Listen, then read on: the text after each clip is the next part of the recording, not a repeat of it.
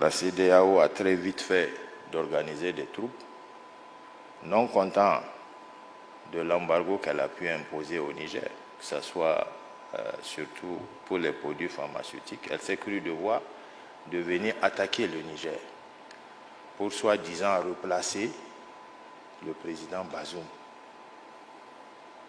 sur son pouvoir. Ça vaut quand même que c'est une utopie. On ne peut pas, dans de telles circonstances, dire qu'il va falloir venir attaquer le Niger et replacer le président. Militairement, on sait que ce n'est pas possible. C'est du domaine du fantasme.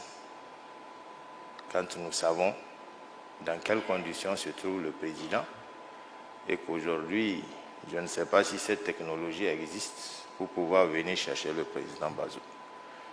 Nous le disons haut et fort, à une seule condition. Si on force, peut-être c'est son cadavre qu'il faut chercher.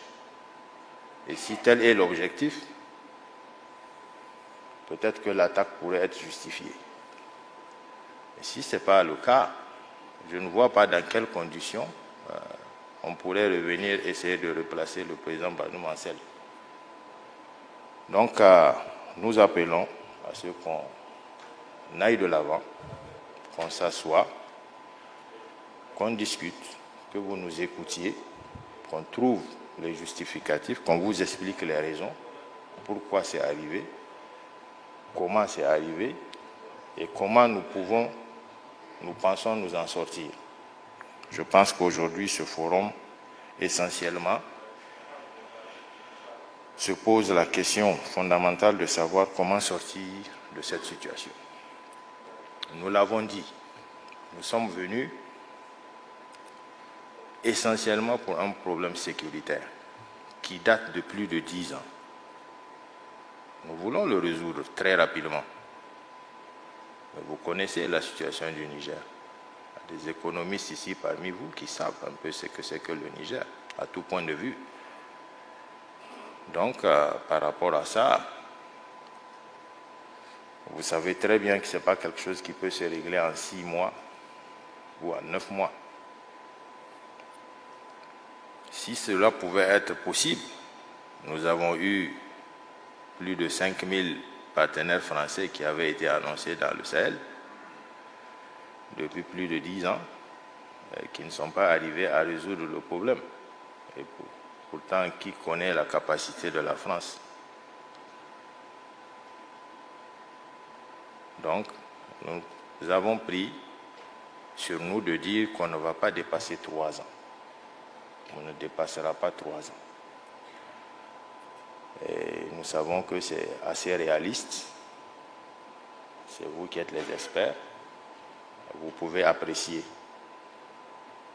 Et aussi, même dans ce délai que nous avons pris, c'était de demander que le forum auquel nous allons appeler la population, le peuple nigérien, le forum inclusif, qui sera convoqué sous peu, pourra décider autrement. S'il décide que c'est moins de 3 ans, ce serait moins de 3 ans. Donc voilà ce que nous, on a dit concernant cette sortie de crise. Maintenant, on s'est fixé un délai. Nous voulons, en réaction, que la communauté internationale nous accompagne, mais pas de continuer à imposer ces sanctions qui sont vraiment d'une autre nature sur le Niger. Imaginez un pays enclavé, un pays qui ne dispose pratiquement pas de grandes industries manufacturières. Même les produits pharmaceutiques sont obligés. On est obligé de les commander ailleurs. Et malheureusement, tout ceci ne vient pas par le canal habituel. Donc il y a des restrictions et il y a des difficultés qui arrivent. Et aujourd'hui, ces difficultés auxquelles nous sommes confrontés s'ajoutent à un problème d'électricité de tout le temps. Une partie de l'électricité est fournie par le Nigeria, il ne faut pas se voiler la face. Du jour au lendemain, le Nigeria coupe l'électricité.